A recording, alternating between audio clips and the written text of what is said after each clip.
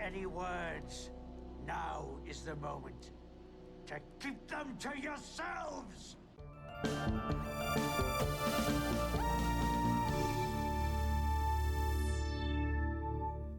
Welcome to Tardis Talk, the weekly podcast where we discuss all things Doctor Who. This week, we're reviewing War of the Sontarans, the second episode in Doctor Who Flux, and joining me on the battlefield is Matt. Hello, hello. Hello. Hello. We are sans cook, unfortunately, this week, so it's just the two of us giving the review. So it's been about an hour since the episode aired. We've had time to absorb and think about it a little bit. War of the Sontarans. It started a bit all over the place.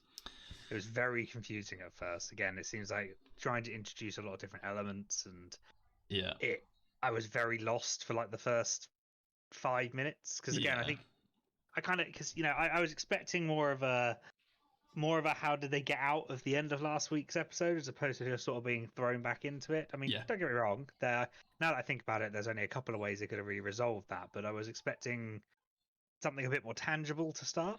Well, there technically was no actual there was obviously a resolution because they didn't die, but we never actually saw not dying is a good thing. We never actually saw what happened to the TARDIS at the end of Flux, though, did we? The Halloween Apocalypse. Of course, this is the second episode, and the first episode we discussed last week, it was very much like a hodgepodge of breadcrumbs to get us prepared for the next 5 episodes so that we could kind of like join everything back to the beginning with all the little crumb trails that have been laid out for us.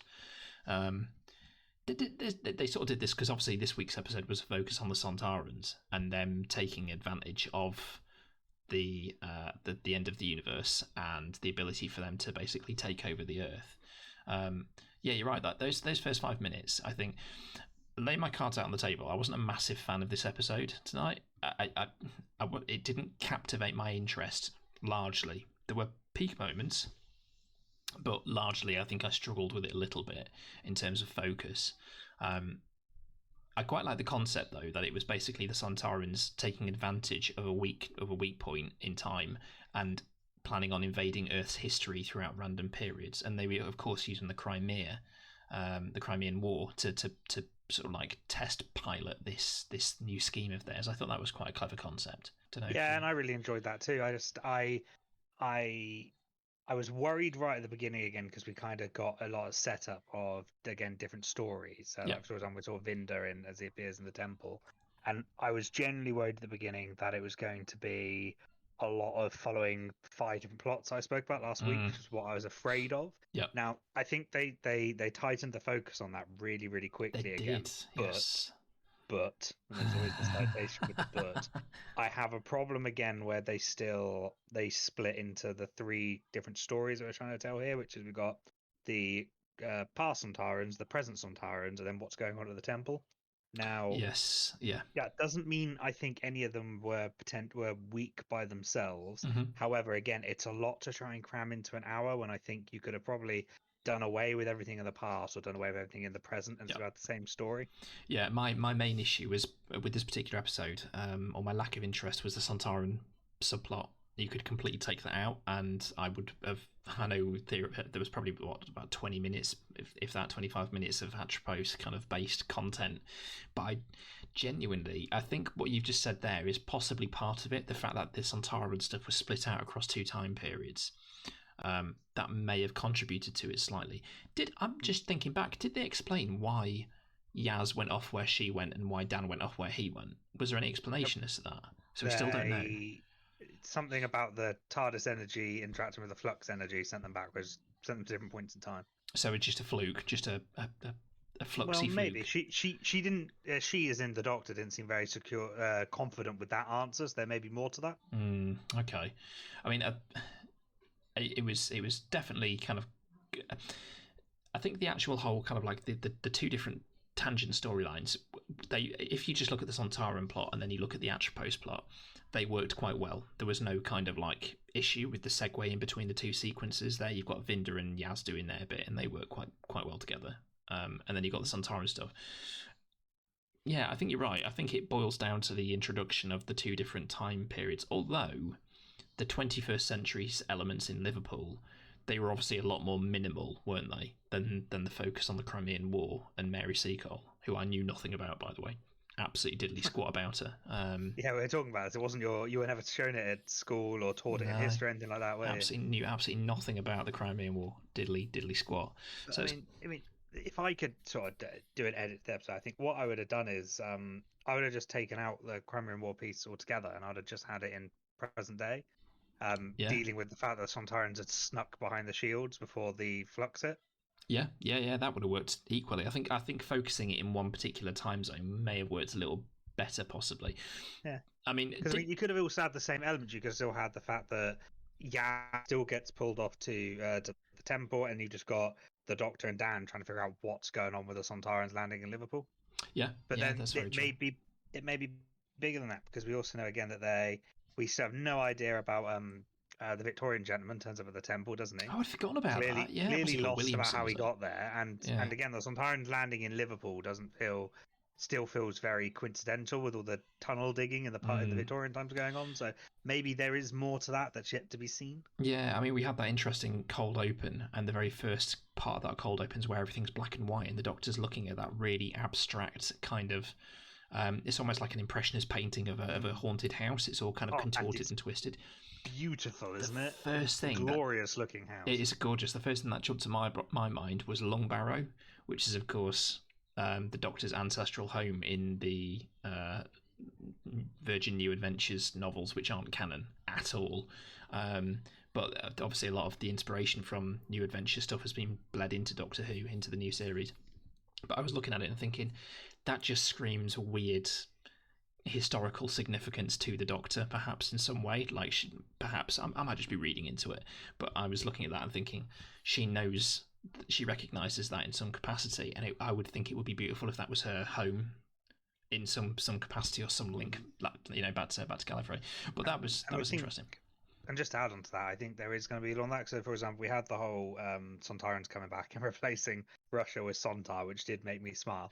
However, that whole thing that they were talking about, the fact that they recognised Russia, and actually bits of it, the word Russia, and bits of it still bled through to the human subconscious. That. Yeah. Now, not only do I like that, but I also think that is maybe significant. Some things are going to unfold with the Doctor, because there's a lot of things that she seems to recognise that she doesn't actually have memories of at the moment.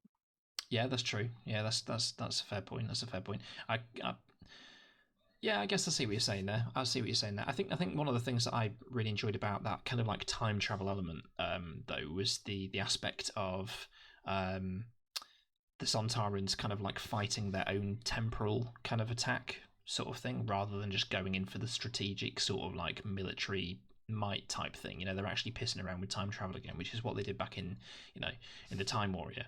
And to some extent, I mean, there was no real element of it in the invasion, but it was still in the invasion of time, rather. It was still kind of, they were invading Gallifrey, so there was some sort of element of time travel involved there, I suppose.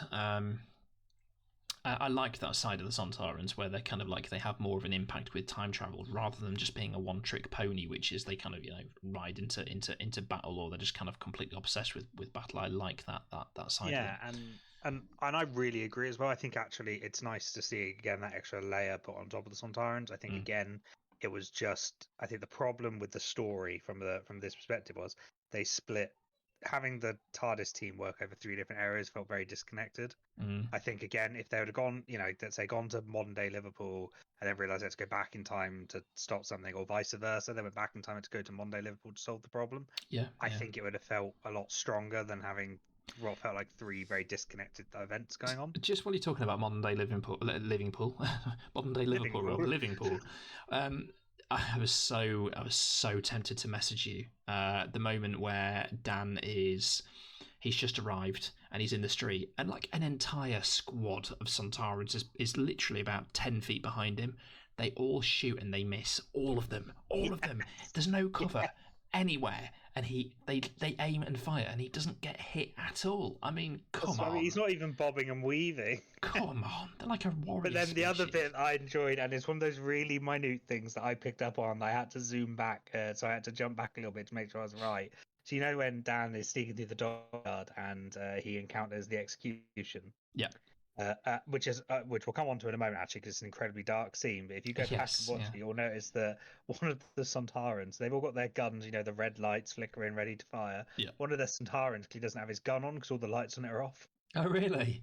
Yeah, Whoopsie. There's like 4 in a row. 3 of them have got these big red intimidating laser rifles ready, and then there's one that just looks like he's had a power cut. Slight blooper there. Oh, fantastic. But yeah, you're right. That scene is quite powerful. I did like the comedy of that particular moment, though, when the Sontaran commander, or whatever he is, he says, "If you've got any final words, keep them to yourselves. We're not interested."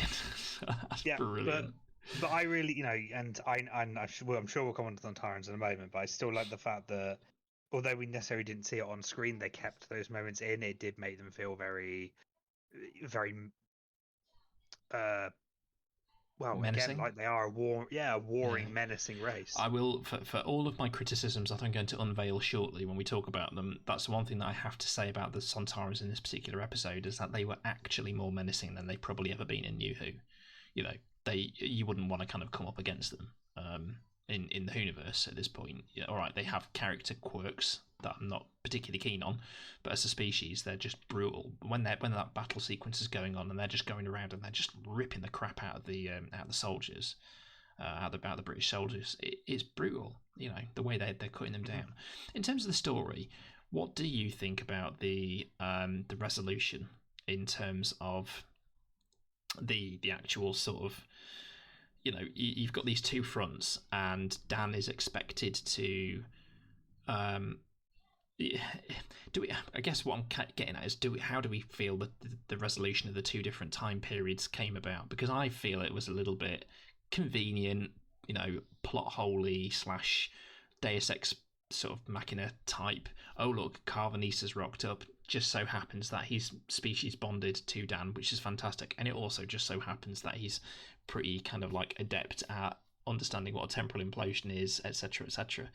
Can't help but feel like that it just was a little bit too convenient, all of that stuff in the modern setting, that is, in the 21st century era. Well, and if we talk about just 21st century era to start with, then, so yeah, I mean, the simple solution to me, which would have made this feel a little bit more earned, is if it's not just Carvanista coming down to solve the problem, but actually a whole group of them realise that they've let a group of Sontarans in. They're all coming down to fix the problem. Yeah. It feels a bit. Again, the temporal explosion bit also just feels a bit cheeky. I didn't mind. I loved the visual actually of watching the Sontaran ship crash through the rest of them. It was very, very come to that. We'll come to that later. Okay. And again, just the convenience of, oh look, we literally found out that 2 days ago the Sontarans showed up and took over the world, and now they're all gone. It's one of those things again where they had to wrap it up if they didn't have any plans to take it forward, but yeah, it's again, Doctor Who doing that thing again. That's it. It doesn't feel earned. That's exactly the thing. And switching back to the Crimean period, then the Crimean War, my beef with that is it's just the same crap that we've had in the past with Doctor Who, especially New Who, which is the Doctor somehow comes to some sort of peaceful, amicable resolution, and a stupid, blundering human comes along and ruins it and ends up killing the alien race. It's the not the Ragnos, Christ, what are they called? The David Tennant Christmas Invasion. The David Tennant? Oh, blimey. The David Tennant, the Christmas Invasion. What are they called? I'm terrible at Sycorax. Sycorax. Yes, Sycorax. I was more imagining that the human race decides to oust David Tennant. It's the Sycorax, basically, all over again. They're retreating, and then a human comes along and he's like, "No, I'm gonna take them out." It is. Funnily enough, there's two things around that. One is I actually think I prefer this one because it's very much in the general's, for lack of a phrase, his character to do a vengeful, stupid move, and I appreciated that, and I appreciate the fact that they actually went for it as opposed to just letting, because the other resolution would have been that the Sontaran ship takes off and goes back to the present and then gets wiped out with the rest of them. So that's what I was thinking was going to happen. That's what I was hoping was going to happen. It felt a bit weird to have them kind of like doing that on two fronts. But my problem actually was more along the lines of, again, it didn't feel when they're sneaking up onto the Sontaran ships and they're sort of letting all the gases and supplies out, as they called them. Yeah. That didn't feel very earned. That also felt like it came out of nowhere. The only bit where there was a link was the whole, he sleeps for 20, he's awake for 27 hours and asleep for 7 minutes or whatever it was. Yes, yeah. That was the only bit that felt like it had a connection. I would have trapping them on their ship, doing something, or talking about the Probit event a bit more and how they survived, whatever it might have been, might have just felt a little bit more earned. I think there's either an assumption there that everybody has sinned and understands what the Sontarans are, or there's just assumptions that they can get away with trying to explain things quite quickly. Yeah, and I appreciate that we can't get like an accurate plot specific kind of like all-encompassing legit ending every single time. But to add to that sentence you just said, I agree with you, and you can't get it every single time. There's always going to be stuff that happens, but I think they'd have given themselves more breathing room to do it if they would have just picked a front. Yeah, totally agree. Although I do understand from some perspectives why they were doing it the way. I understand why they chose to do what they did, which is to basically set up the fact that Dan's in the future and the Doctor's in the past, and then Yaz has kind of gone off elsewhere, so that we can still have the Flux storyline running, but the Sontaran storyline has to have 2 time zones present to understand the concept of them attacking and trial attacking a different time period. I kind of get why they did it that way. But yeah, I don't know. There was just something about the endings that kind of sat a little bit McClunky for my liking. Yeah. They just felt a bit abrupt. I think for me, again, both of them, as in both of the 2 different timelines of the Sontarans, both of them I think would have been fantastic stories by themselves. It's the same problem which I think I mentioned in the 50th, which is together they're okay. It wasn't terrible. I enjoyed it. I watched it. I got through it. But if they, like I said in the 50th review, with the Zygons and the actual Gallifrey plot separately, they could have been so much more. Yes, yeah, no, completely agree. So in terms of like the characterizations and the characters in this one, then there was I'd say there was a fair amount of new characters in here. Of course, just referring to the Doctor and Yaz and Dan briefly, I think the Doctor, Jodie Whittaker's continuing to perform with gusto in Flux so far. I'm quite enjoying her performance, which is good. Again, same with Mandip Gill. Her conversation with the Sontaran commander was glorious. It's fantastic, wasn't it? Yeah, I really enjoyed that. She's definitely showing her, kind of gritting her teeth and kind of like really baring her teeth as well, I suppose, in this particular series. Mandip Gill as well. Threatening. She felt like she would follow through. That's what. Yeah, very good point. Mandip Gill as well actually is kind of. She's. I wouldn't say I'm seeing significant levels in performance with her myself, but I'm definitely kind of enjoying her screen time. I quite like. I think her it's sensible because I know that you and Good disagree, but I think she's been fairly good throughout. I think now that she's got more to do on screen, we're just seeing more of it. Yeah, and just to kind of like tie back to Yaz and the Doctor and the story briefly, I love this week's cliffhanger. I really enjoyed this week's cliffhanger. For once. Oh, blimey, no, let's hold that. I want to get through the rest of the Sontaran bit before we talk about what's going on in the temple and the cliffhanger, because it's fantastic. Well, I mean, if it is us actually thinking about it, we're jumping straight on to the character stuff. We haven't even spoken about the story of the Atropos stuff yet. The planet time and all that business, very confusing, but also very, very cool. Very cool. Oh, yeah, because again, like I mentioned earlier, when Vinda first showed up and was being spoken to by what I can only describe as being the coolest sentry bot in history, I was like, oh, please, no, don't try and tell too many stories at once because you're going to lose me. Yeah. You know what they remind me of, actually, the glowy triangle storm things? Go on. They remind me of the oracles at Halo that look after the Halo rings. They buzz around. They do. Very, very feel that way, don't they? Exactly that. Yes, they do, very much so. They also remind me of the thing from the other game, the other first-person shooter game that was out fairly recently, Destiny. They had an element of that about them as well, actually. Okay. I love the whole setting for that, though. I thought, the Atropos stuff with this kind of mystical, weird thing was very cool. Not quite sure how the time part matches into it, because from my understanding of Whovian lore, it was Razalon who kind of anchored time.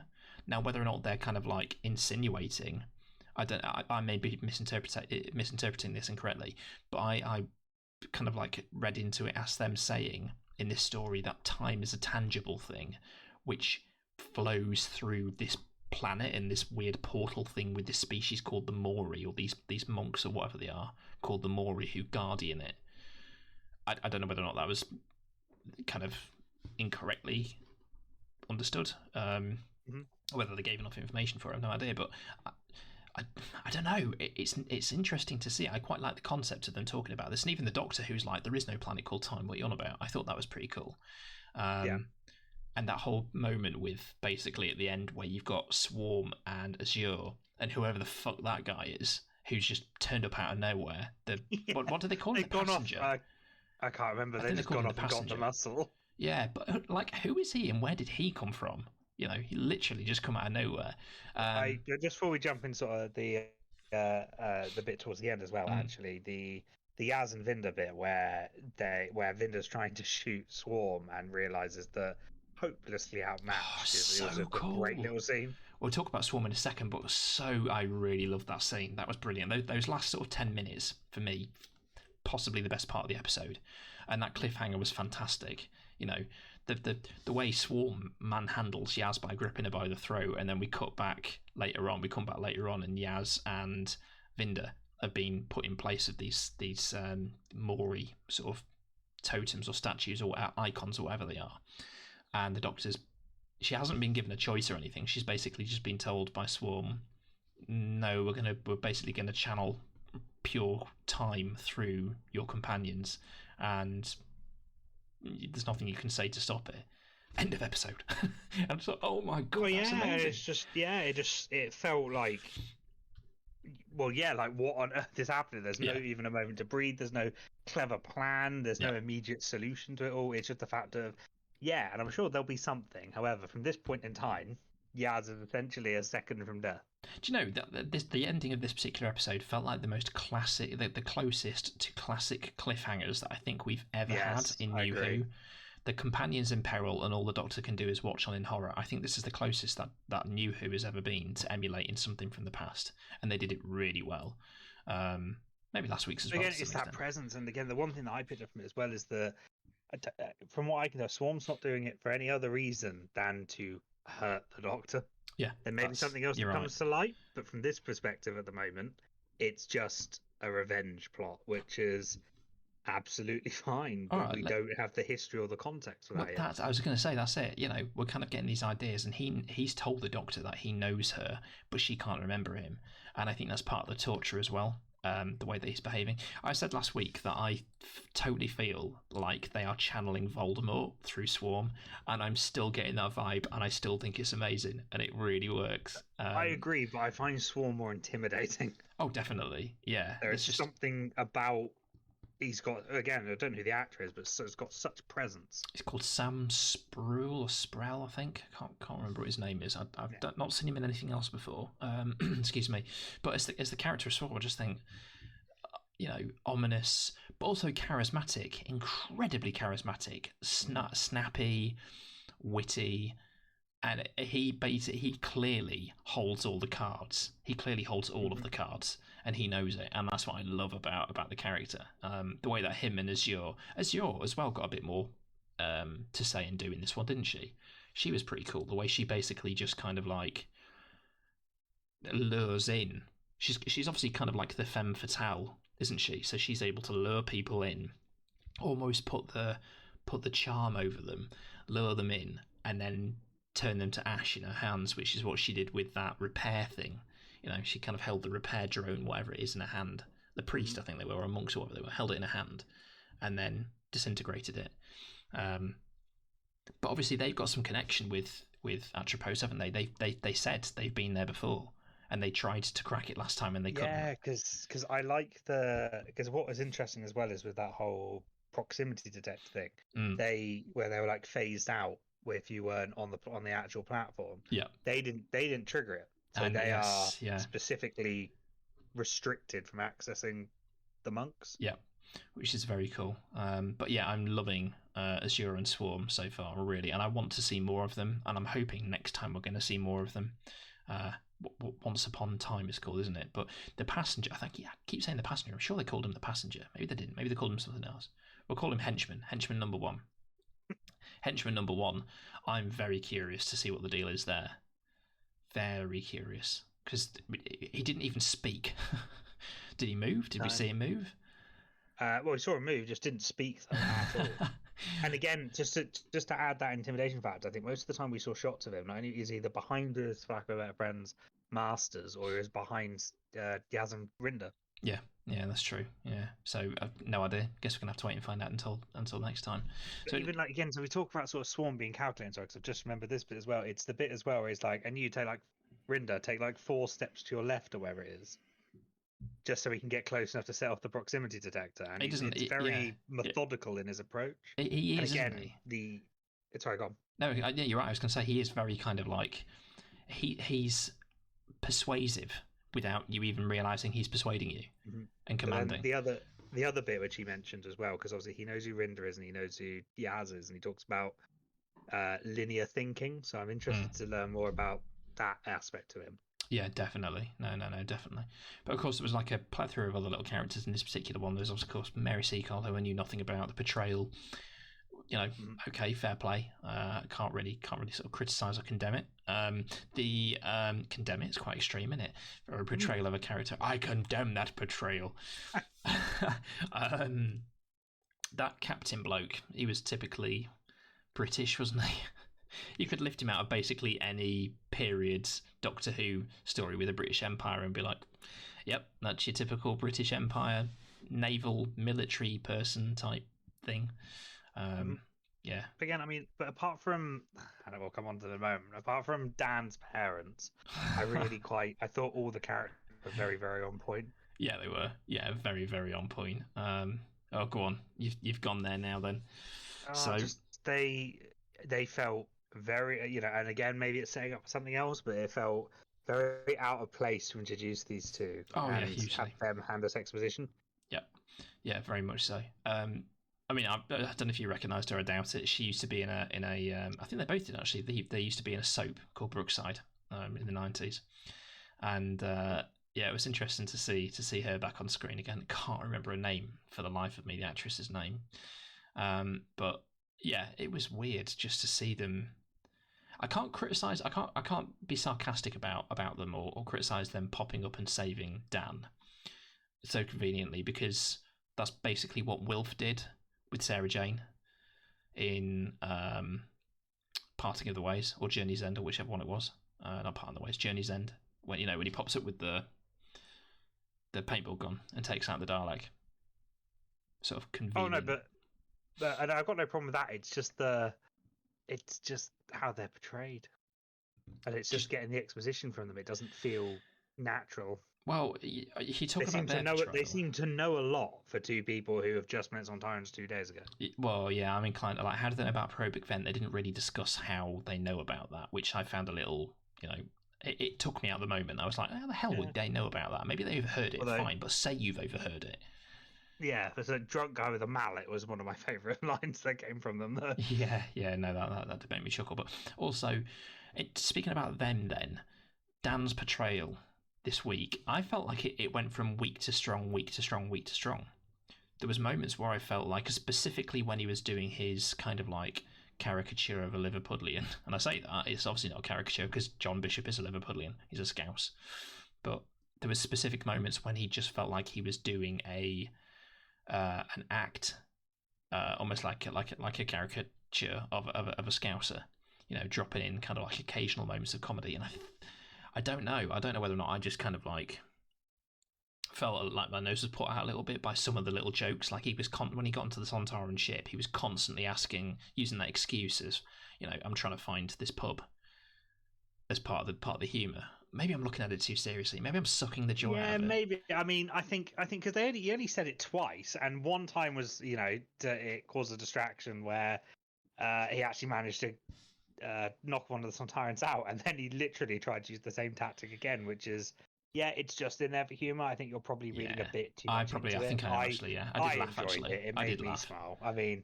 if I think about, like, for example, other moments on television or even games of D&D that I played, I've tried to do things like that just to see if they work, because why wouldn't you? Yeah, quite. I tell you what, I did sort of appreciate slightly was when he's kind of going around the Sontaran ship and he finally manages to get in, and he goes to put his hand on the thing and he's like, I don't know whether I'm going to blow the ship up or not by touching this. Yeah. And I love that because people never say that in sci-fi shows. They just go in and start pushing buttons, and it's like, yes, someone finally acknowledged you should never go on an alien ship and push a random button because it'll fuck things up. I really like that. I thought that was quite funny, quite clever. Yeah. And again, it's nice it was acknowledged. I do take slight umbrage though with his comfortability at the whole situation. In the past, Doctor Who was always kind of like, I say always, in New Who specifically, they've kind of tried to, like, look at Donna's introduction, for example. She freaked out at the concept of anything remotely connected to aliens. Do you remember how she took to being on board the TARDIS and so forth? And all right, there were elements of comedy where she basically went from freaking out to being, you need to get me to my wedding. But with Dan, he is running in his stride with this. And there was, of course, a lot of theory, wasn't there, about him being potentially, I say a lot of theory, people have theorised, is he, a division agent or whatever? Because apparently everyone's a division agent now, because that's the game in Doctor Who. Who's a division agent? But he can't be because he's got parents on Earth that we've seen.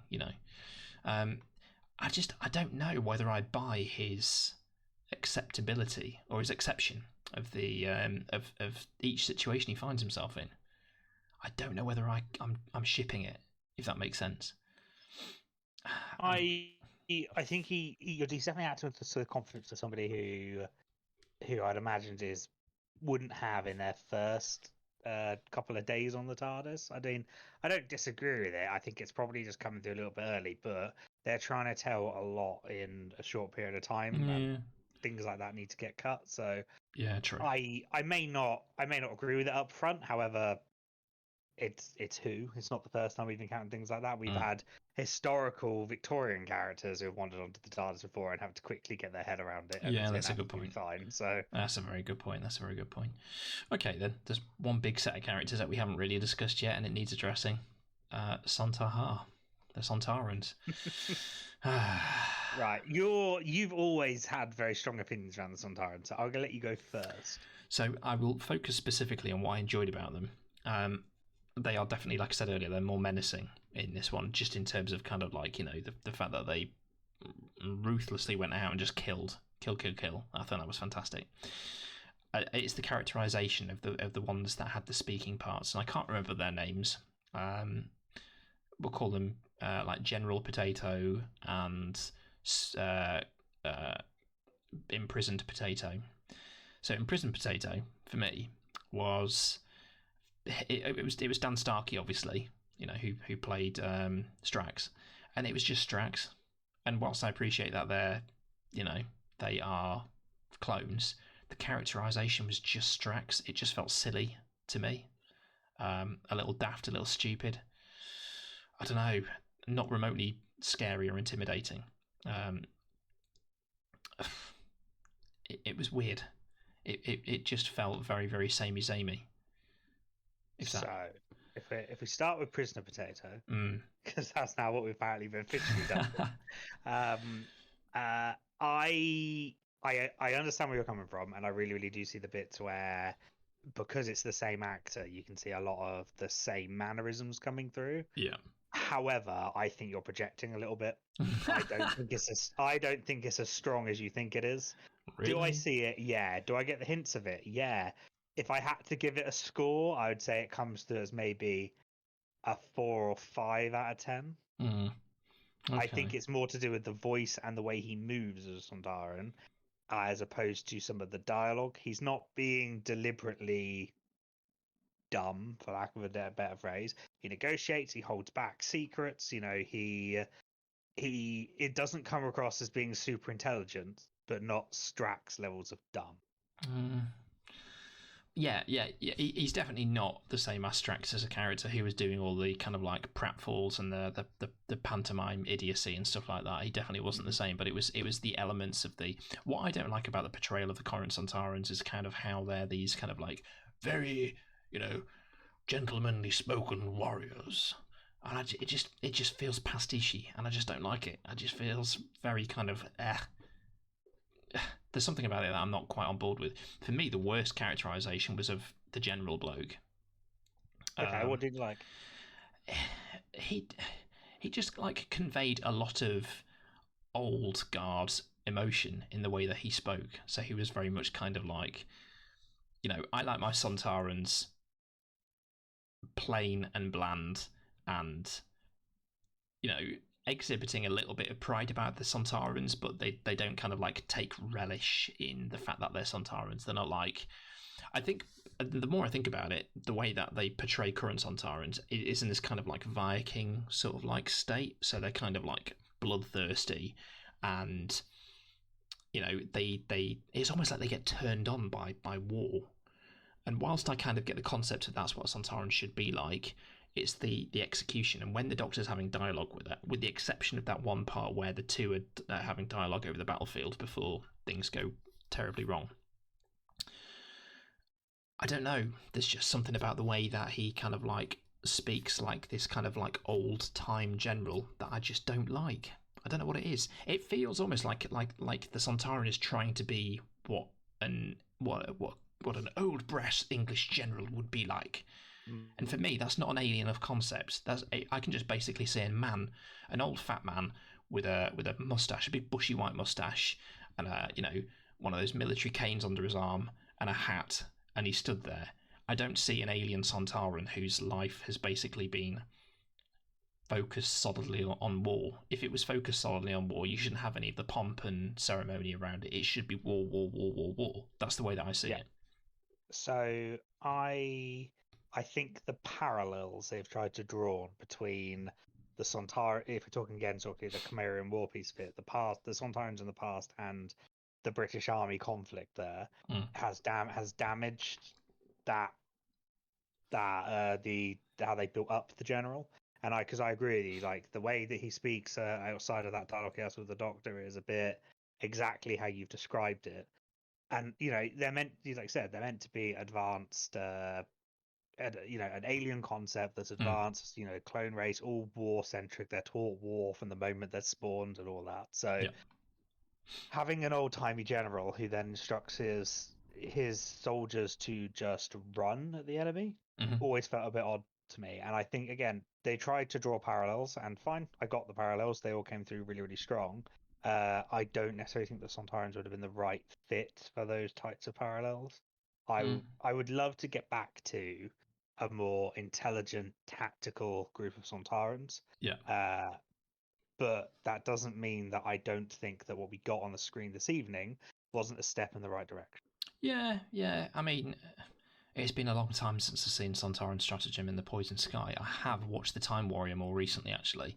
And the portrayal of some lovely nods back to classic Who Sontarans as well, of course. The little Easter egg name drops, links, the Sontaran from the Time Warrior, etc.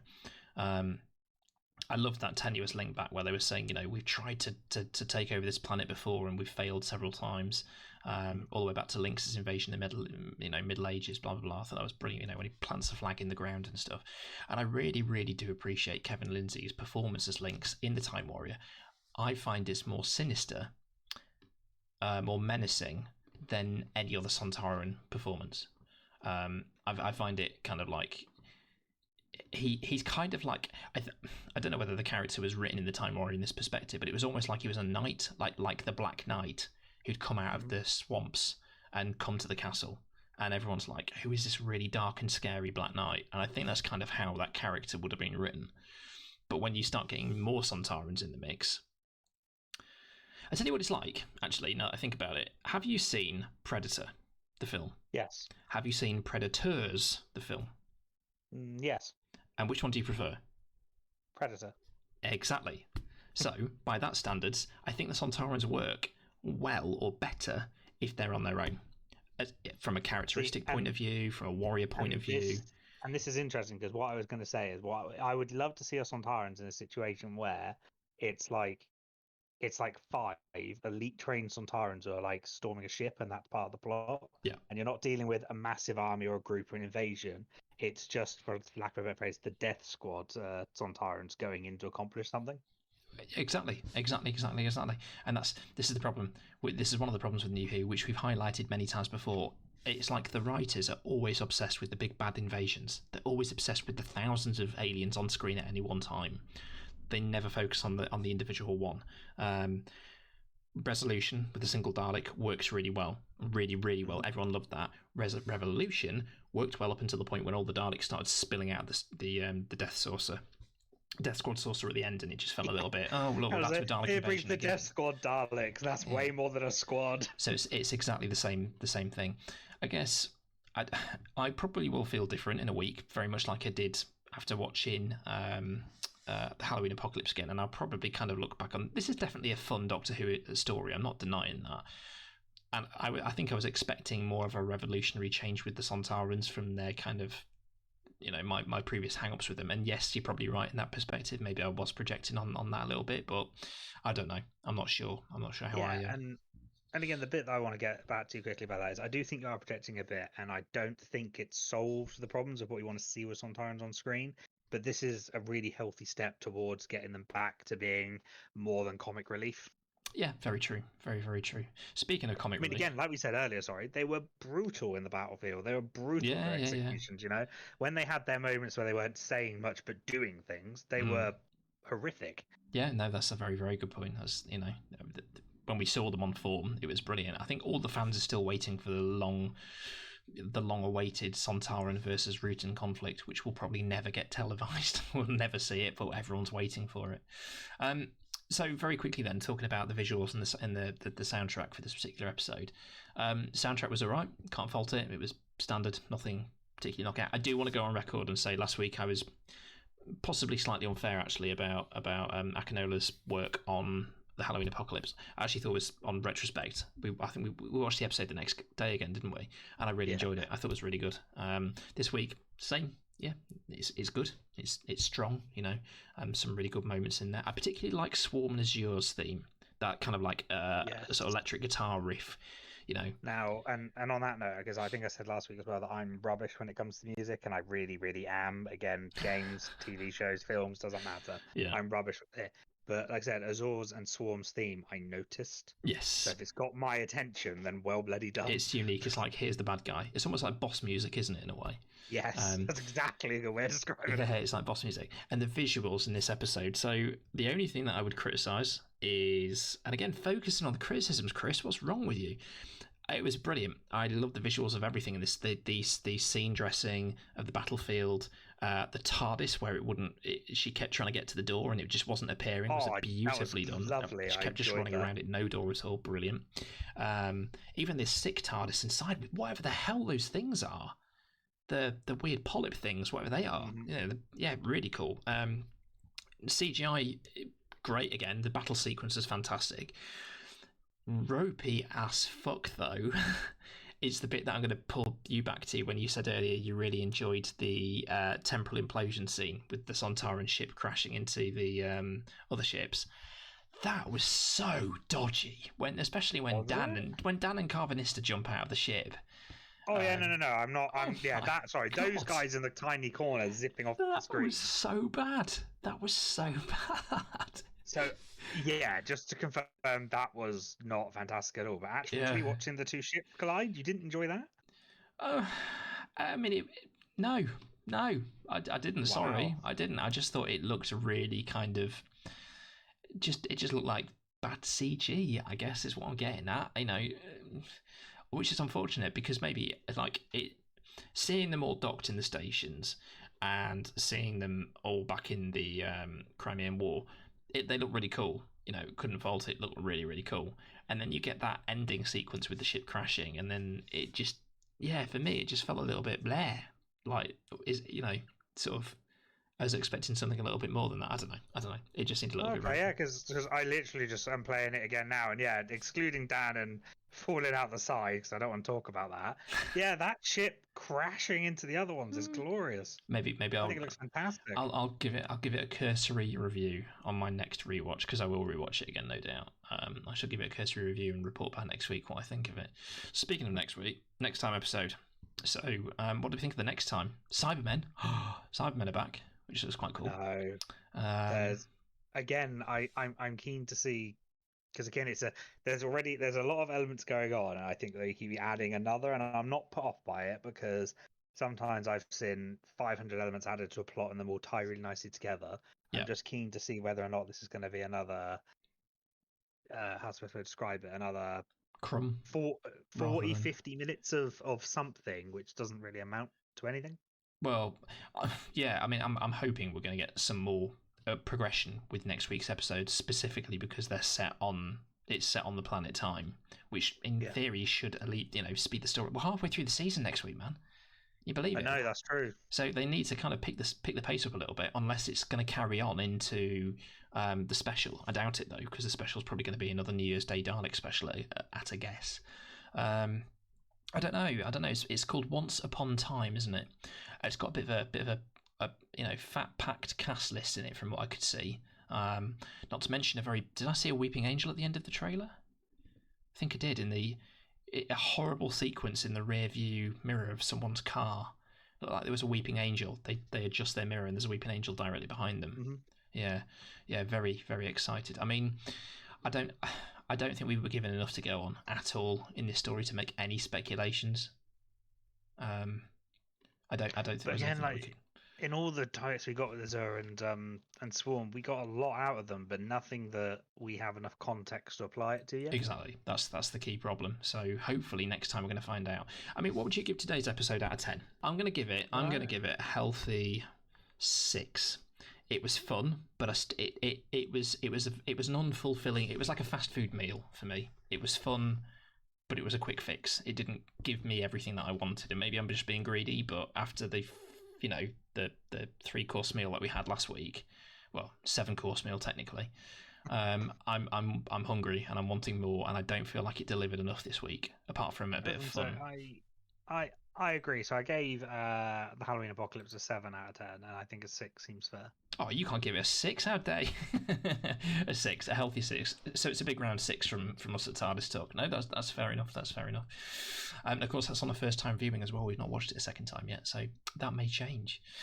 Okay, then. Well, thanks for tuning in. Don't forget to like and subscribe on our Twitter, Facebook, and YouTube channels, where we'll be bringing you new reviews and content every week. Join us next time for another episode review with Once Upon Time. But until then, it's a goodbye from us.